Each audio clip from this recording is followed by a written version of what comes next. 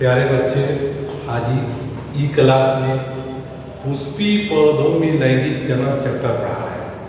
पुष्पी पौधों में लैंगिक जनन, sexual reproduction in flower plant. Pushpi पौधा पहले जाने का। पौधा तो आप जानते हैं 5 तरह के होते हैं। कौन कौन? एक पहला पौधा हम मानते जो है सेवा,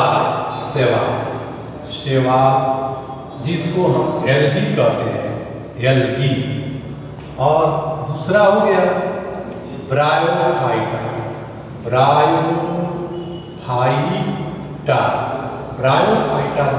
आप जानते हैं, ब्रायोफाइटा पढ़ भी चुके हैं, ब्रायोफाइटा। तीसरा है जो है टेरिडोफाइटा।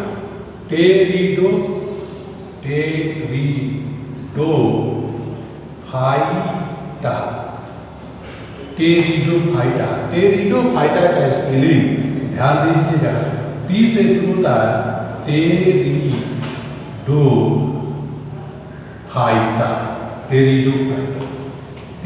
चौथा है जिसको अनावृतबीजी पौधा कहते हैं, अनावृतबीजी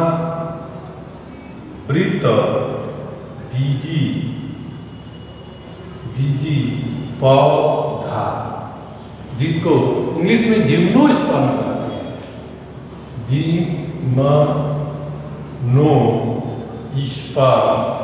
जिम्नोस्पर्म। और पांचवा जो है जिसको आवृतबीजी पौधा कहते हैं,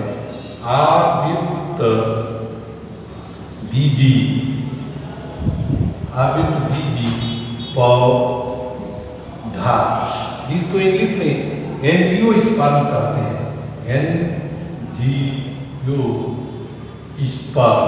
एंजियोस्पर्म। ये 5 वर्ग में पौधा को बांटा गया। प्रथम पौधा जो है सवाल है, जिसमें जड़ तना पत्ती नहीं पाया जाता, ये प्रथम पौधा है। आज सागर के जल में प्रथम जो है प्लांट बना था। और उसके बाद से ब्रायोफाइटा को आप जानते हैं, जो जल थल नम में एवं छायादार स्थानों पर पाया जाता है, उसे ब्रायोफाइटा कहते हैं। वह पौधा जो जल थल नम एवं छायादार स्थान पाया जाता है, उसे ब्रायोफाइटा वर्ग के पौधा कहते हैं। इसमें वास्तविक जड़ तना पत्ती नहीं होता है, इनका शरीर जो है घूमत के समान का है, कैलस लाइक होता है। इनका जड़ इराजॉइड होता है, मूलाभास होता है। और इस वर्ग के पौधे को एम्फीबियंस प्लांट भी कहते हैं, एम्फीबियंस प्लांट। कोई पूछ दे कि भाई उभयचर पौधा का नाम बताइए, तो इस वर्ग के पौधा को रिक्सिया मार्केंसिया एंथोसिलास आप कह देंगे, है ना। तो ये पौधा हुआ। उसके बाद से टेरिडोफाइटा का पौधा अपुष्पी पौधा, इसमें पुष्प वगैरह नहीं होता है, इनमें तो भाई पुष्प वगैरह है नहीं। इसमें तो जड़ तना पत्ती तो हुआ, जाइलम फूलेम हुआ, लेकिन इसमें पुष्प नहीं। जाइलम फूलेम पौधा, इसमें जाइलम और फूलेम पूर्ण विकसित नहीं था, लेकिन तभी था और पत्ती विकसित था। तो इसमें जो है पुष्प नहीं पाया जाता है और पुष्पी पौधा होता है। अब आप कहेंगे कि पौधा होता कैसे, इसके फ्रूट खोलने से नया पौधा होता है। उसके बाद से इससे जो विकसित है, ये अनावृतबीजी पौधा जिम्नोस्पर्म पौधा। देखिए बच्चे क्या है, ये जो है टेरेस्ट्रियल प्लांट होता है। ये इसमें जो है इस पादप जगत में जितने पौधे, इस पादप जगत में इस वर्ग के पौधे के बीज नगण्य होता है। इसके ऊपर कोई कवर नहीं होता है, नेकेड सीड होता है। तो ये जो है, और इनका ओवुल जो होता है, अंडाशय जो होता है, लंबा होता है, बड़ा होता है ना। आवृतबीजी वर्ग के पौधे के बीज नगण्य होता है, ये इसका खास पहचान होती है। इसके बाद से इनमें जो है 5वां आवृतबीजी वर्ग के पौधे, जिसको एंजियोस्पर्म कहते हैं। एंजियोस्पर्म वर्ग के पौधे के बीज जो है कवर होता है, बीज के ऊपर कवर होता है, ढका रहता है। वो आप जो है कवर के अंदर इसके बीज होता है। और क्या होता है, ये जो है इसमें जड़, तना, पत्ती, जाइलम, फोलियम सब कुछ पाया जाता है। इसमें यहाँ तक कि पुष्प विकसित होता है ना, पुष्प विकसित होता है। इसी वर्ग के पौधे को हम पुष्पी पौधा कहते हैं। आवृतबीजी वर्ग के पौधे, इसमें द्वितीयक निषेचन होता है, जिसमें जो है इस वर्ग के पौधे जो है सबसे अधिक इसमें विकसित है, और ये जो है पुष्पी पौधा है। पुष्पी पौधा के अभी पुष्प पौधा का जनन अंग है। पुष्प क्या है? पौधा का जनन अंग है, और उस पुष्प में भाग होता है। देखिए पुष्पी पौधा कैसे है, थोड़ा सा आगे देख लीजिए। ये पुष्पी पौधा के बारे में बच्चे, पुष्पी पौधा के बारे में, पुष्पी पौधा में एक पुष्प का हम वर्णन कर दे रहे हैं। देखिए ये जो है ऐसे लाइन हम जो खींच रहे हैं, यह परागनली है, जिसको स्टाइल कहते हैं। और ऐसे गोला बना दीजिए, ऐसे गोला जैसे बना दीजिए, जिसको हम अंडा से ओवरी कहते हैं। यह एक ऐसे बना दीजिए, इस तरह जो बनाएंगे, यह देख रहे हैं, यह थैलमस है, जिसको हम पुष्पासन कहते हैं। इसको क्या कहते हैं? पुष्पासन कहते हैं। थैलमस है, या इसको ऐसे लिख दीजिए, थैलमस, थैलमस। आइए जो है ओवरी, ओवरी। आइए जो है स्टाई, जिसको प्रागनली। इसके ऊपर जो है ऐसे रचना बना दीजिए, ऐसे, जिसको हम वर्तिकाग्र, यानी इसको हम स्टिग्मा कहते हैं। क्या कहते हैं? स्टिग्मा, यह स्टिग्मा हो गया। और देखिए इसके अंदर जो है ऐसे ऐसे ओवुल, अंडक, जिसको कहते हैं ओवुल, अंडक कहते हैं। ये हो गया ओवुल, ओवुल, ये ओवुल हो गया। तो ये जो है हो गया। अब इसमें ध्यान देना है कि ये पुष्पासन से अंडा से जुड़ता है, पुष्पासन से अंडा से जुड़ता है। उसके बाद से यहाँ जो है हम बना रहे हैं, यह ऐसे रचना जो होगा, किसी पुष्प को तोड़ेंगे तो यह पुष्प का, यह जो है जो हम बताएं, ये पुष्प का पुष्प वृंत है, पुष्प वृंत, जिसको ससाइल करते हैं, पुष्प वृंत है। इस थैलमस पर ऐसे जो लगा रहता है, किसी में 4 होता है, किसी में 5 होता है, किसी में 6 होता है, किसी में 3 ही होता है। इसको हम कहते हैं पुष्प चक्र का प्रथम चक्र है, जिसको हम बाह्य दल कहते हैं। पुष्प चक्र का प्रथम चक्र है, जिसको बाह्य दल, या तो इसको कैलिक्स कहते हैं। क्या कहेंगे? कैलिक्स। ये कैलिक्स जो होता है, ये जब पुष्प एक कैलिक्स, द्वितीय चक्र जो होता है ऐसे, द्वितीय चक्र ऐसे होता है। द्वितीय चक्र इस प्रकार है। ये पुष्प का रंगीन भाग है, दूसरा चक्र है।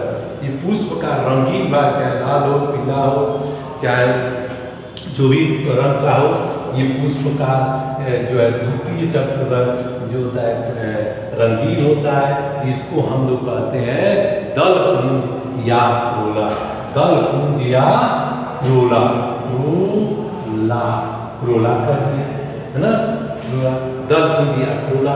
उसके बाद से देखिए, इसके बाद से तृतीय चक्र में ऐसे दिखाई देगा, ऐसे तृतीय चक्र में ऐसे दिखाई देगा, या किसी में 2 होता है, किसी में 4 होता है, किसी में 9 होता है। मटर में देखिए 10 होता है। तो इसको कहते हैं पुंकेसर। क्या कहेंगे? पुंकेसर। इंग्लिश में एंड्रोसियम, या एंड्रोसियम। तीसरा एंड्रोइसियम, एंड्रोसियम। यह ऊपर वाला पुष्प, ये परागकोश होता है, ये तंतु होता है, जिसको फिलामेंट कहते हैं।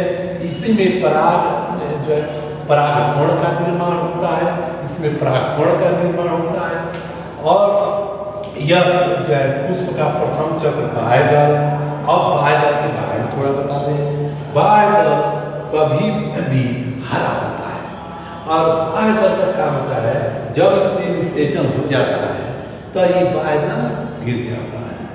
किसी किसी में तो लगा रहता है, जैसे आप बैगन खाते हैं, बैगन में देखिए कि उसका जो पुष्पवृत्त होता है, वो जो हम फल जो खाते हैं उसमें तीन लगा रहता है चारों तरह से, वह लगा रहता है, ये कैलिक्स ही होता है। उसके बाद कैलिक्स जो होता है, ये कैलिक्स को हम कहेंगे सेप, एक कैलिक्स को क्या कहेंगे सेप, और सबको मिला दिया जाए तो कैलिक्स, सबको मिला दिया जाए तो कैलिक्स। तो उसके बाद ये रंगीन भाग उसी तरह होता है, एक पंखुड़ी को हम पेटल कहेंगे, सबको मिला देंगे तो हम उसको क्या कहेंगे क्रोला, क्रोला। तो क्रोला के रंगीन भाग होता है। और ये जो है पुंकेसर के बारे में बताया है, ये पुमंग जो है यहाँ से करता है, एक फिलामेंट है यहाँ जब परागकण का निर्माण करता है। यह पुष्प का नर जननांग है, पुष्प का नर जननांग। पुंकेसर जो है पुष्प का नर जननांग है। कौन सा क्या है? नर जननांग है, ये मेल है। उसके बाद से अब इनके बारे में पढ़ेंगे। ये वर्तिकाल जिसको स्टिग्मा हम कहते हैं, यहाँ से पुंकेसर जब निकलते हैं, पुंकेसर यह परागकण से जब परागकोश से जब परागकण निकलता है तो किसी माध्यम से जब यहाँ पहुँचता है तो यहाँ एक मकरंद निकला करता है, मकरंद निकला था। इस मकरंद यह मकरंद जो कीटों को आकर्षित करने के लिए, कीटों को भोजन होता है खाने के लिए आते हैं, आइसी की माध्यम से यहाँ पहुँच जाता है। उसके बाद से यह जो है यह वर्तिकाल हो गया इसमें, और यह पराग नली स्टाइल के माध्यम से वह परागकण अंदर प्रवेश करता है, अंदर प्रवेश करके इसका निषेचन का काम करता है ना। तो ये स्टिग्मा पराग नली हो गया। उसके बाद से जब ये इसमें परागण हो जाता है, अब हम इसको परागण के बारे में बताते हैं। देखिए, जिस पुष्प में पुंकेसर और स्त्रीकेसर भाग, स्त्रीकेसर के कितने भाग होते हैं? देखिए, स्टिग्मा होता है, स्टाइल होता है, ओवरी होता है, अंडक होता है, 4 भाग मिलाकर पुंकेसर बनता है, गाइनोस्फीयर बनता है ना।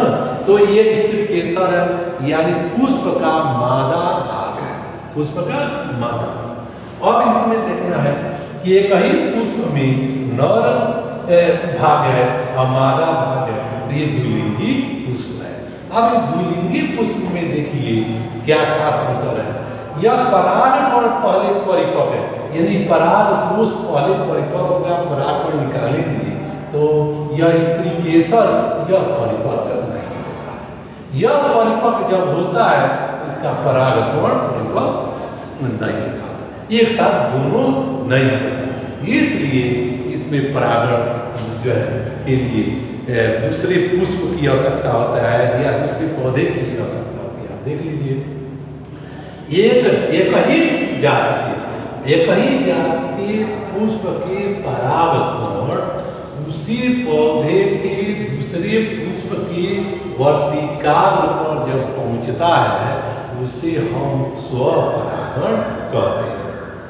एक ही जात के एक पुष्प के परागकण उसी जाति के उसी पौधे के दूसरे पुष्प के वर्तिकाल पर स्टिग्मा पर पहुंचने की प्रक्रिया को स्वपरागण कहते हैं। यह स्वपरागण हो गया। अब देखिए परपरागण के बारे में भी देख लीजिए। एक ही पुष्प के, एक ही जात के एक पुष्प के परागकण दूसरे पौधे, उसी जाति के दूसरे पौधे के पुष्प के वर्तिकाल पर पहुंचने की प्रक्रिया को कहा कहेंगे? परपरागण कहेंगे।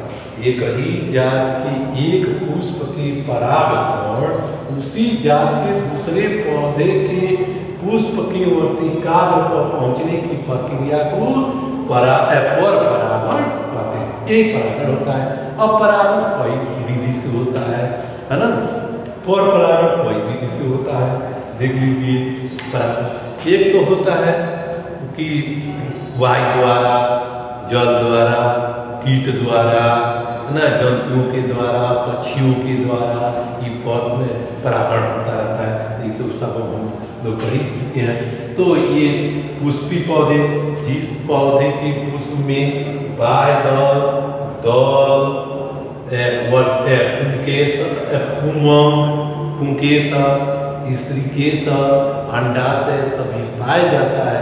उस पुष्प को हम कंप्लीट फ्लावर यानी कंप्लीट पूर्ण पुष्प कहते हैं।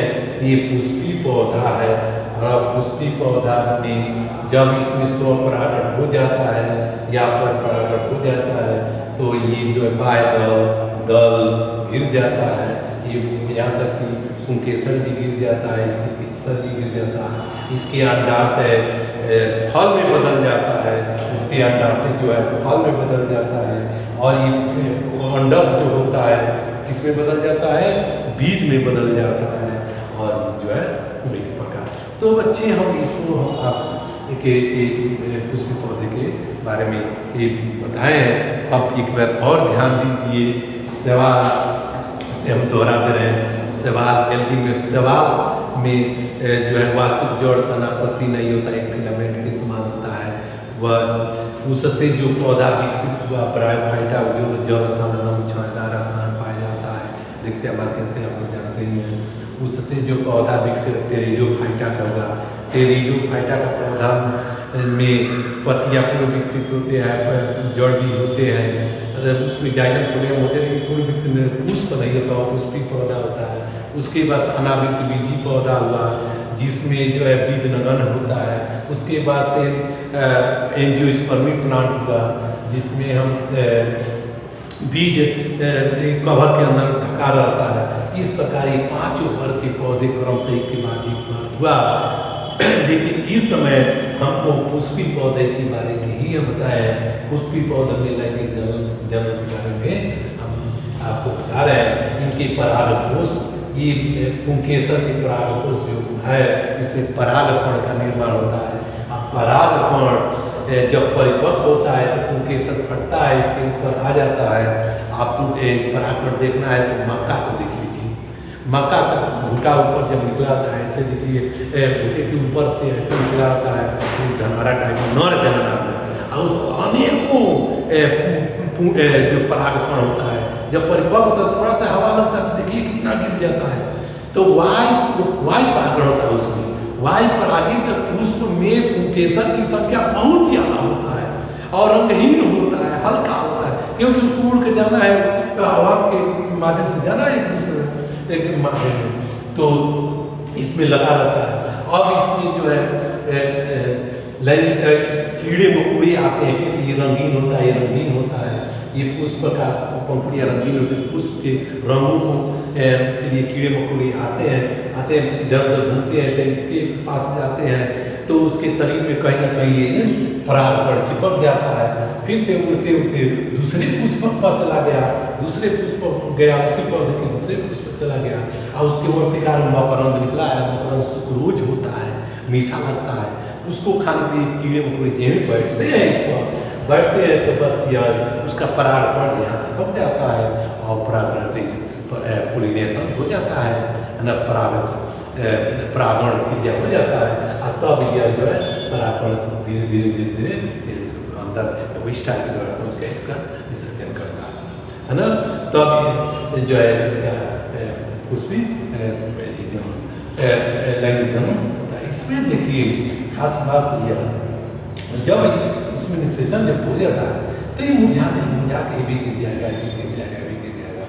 गिरने के बाद जो है यह पूरे अंडाशय जो है फल में बदल जाता है और ये ओवुल जो होता है बीज में बदल जाता है और ये थायरमस जो है पुष्पासन जो जिससे ऊपरी जुड़ा रहता है इससे यह लगा रहता है ना। और इस तरह पुष्पी पौधे में अब आपको एक यहाँ प्रश्न आता है कि द्वि निषेचन होता है किसमें, डबल फर्टिलाइजेशन द्वि निषेचन किस वर्ग के पौधे में होता है।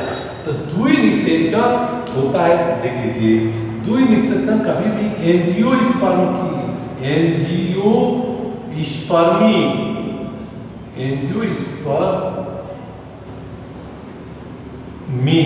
पौधे में होता है। आवृत बीजी वर्ग के पौधे में होता है। आवृत बीजी वर्ग के बर के पौधे में द्वि निषेचन होता है। ये ऑब्जेक्टिव क्वेश्चन में आता है, इसको आपको ध्यान में रख लेना है कि द्वि निषेचन आता है, देता है कि अनावृत बीजी पौधा, आवृत बीजी पौधा, टेरिडोफाइटा, ब्रायोफाइटा, चारों में आपको चॉइस करना है। तो आवृत बीजी बर के पौधे में द्वि निषेचन होता है। अब इसमें देखेंगे ये परागकण जो होता है, ये परागकण अगुणित होता है। अगुणित इसमें हैप्लॉइड पढ़ते भी ध्यान दीजिएगा, कई जगह आएगा हैप्लॉइड,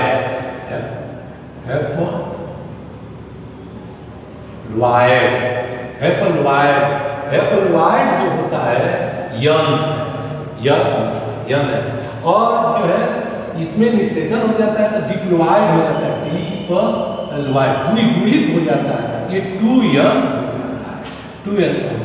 ये अगुणित है, ये द्विगुणित है। इसको हम लोग बंद कर लो। लड़का तभी